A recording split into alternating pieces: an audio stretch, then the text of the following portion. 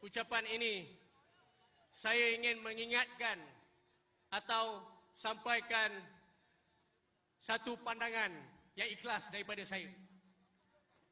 Untuk menang perlawanan atau menjadi juara, anda perlu menang di atas padang dan skor gol, bukannya daripada jadual.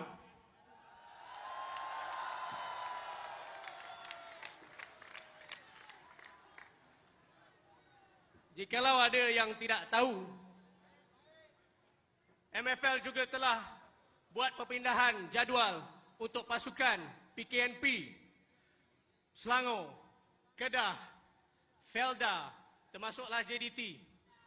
Tetapi apabila JDT, ia menjadi isu. Tetapi tidak apa. Kalau tak ada isu, bukan JDT lah.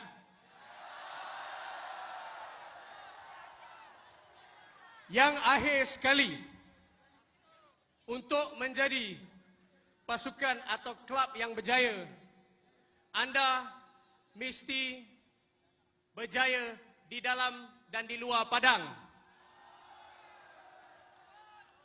Bukan sekadar jadi museum. Terima kasih. Okey, assalamualaikum kepada semua penyokong-penyokong Johor Takzim.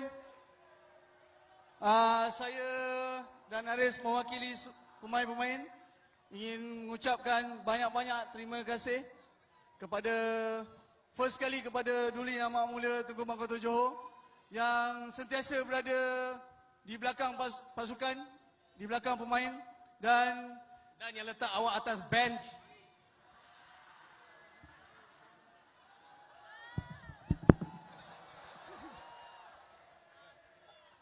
Dan terima kasih kepada semua penyokong-penyokong Johor Takzim.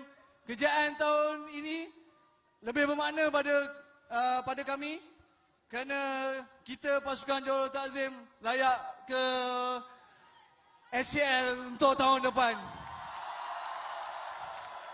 So ini impian kami semua pemain, especially local player. Kami sangat impikan untuk berada dalam SCL untuk tahun depan. So syukur alhamdulillah kerana sentiasa berada di belakang pasukan dan kita jangan berhenti di sini. Come on, kita nak lagi kejayaan di masa akan datang insya-Allah. Assalamualaikum semua. Syafiq dah cakap banyak everything. First and foremost nak ucapkan terima kasih kepada TMJ Tunku Mahkota Johor. Thank you for your support, boss. And last kali kepada semua penyokong JDT, thank you very much for your support throughout the season. And luaskan kuasamu.